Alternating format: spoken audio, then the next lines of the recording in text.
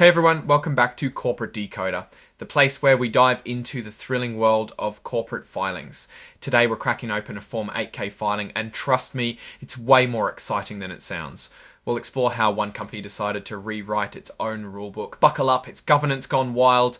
So what's an 8K filing? Think of it as a corporate breaking news report. Companies use it to tell the Securities and Exchange Commission, or SEC, about big changes that could matter to investors. This one comes from Apimeds Pharmaceuticals US Inc., and it was filed in April 2025, the main event. They basically overhauled their company bylaws or internal rules. The big news is that Apimeds Pharmaceuticals changed a bunch of rules about how the company is run. Let's break down what it all means. First, they are changing the rules about stockholders.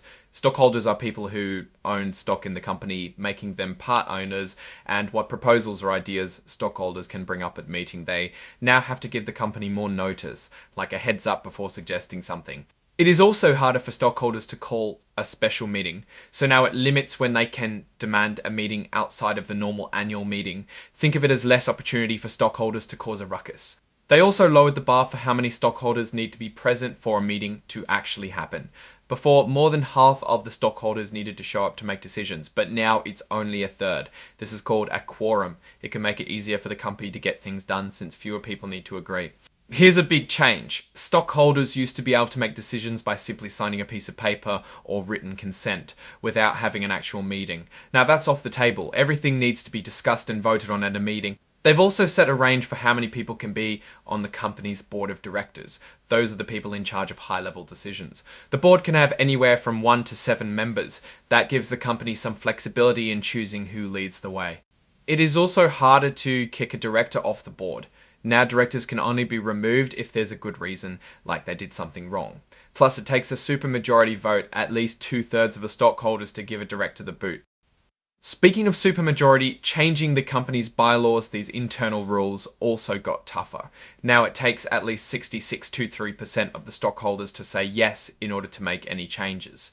If someone wants to sue the company, they can only do it in Delaware. This is called a forum selection clause. It's a move to keep all legal battles in one place.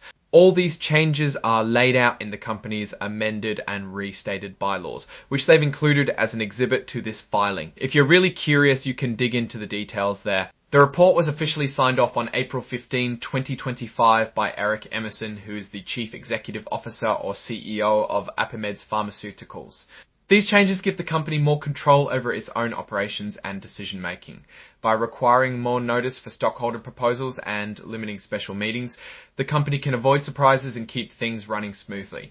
Reducing the quorum requirement also makes it easier to hold meetings and make decisions. On the other hand, these changes could make it harder for stockholders to have their voices heard.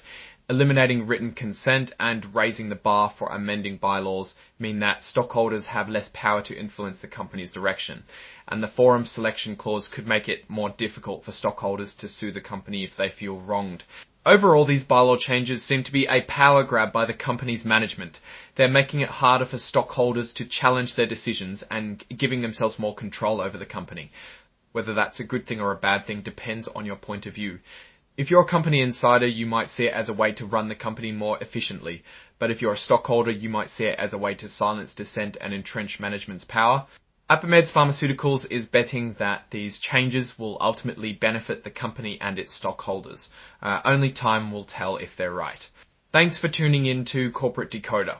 Don't forget to like, comment, and subscribe for more deep dives into the world of corporate filings. Until next time, stay informed.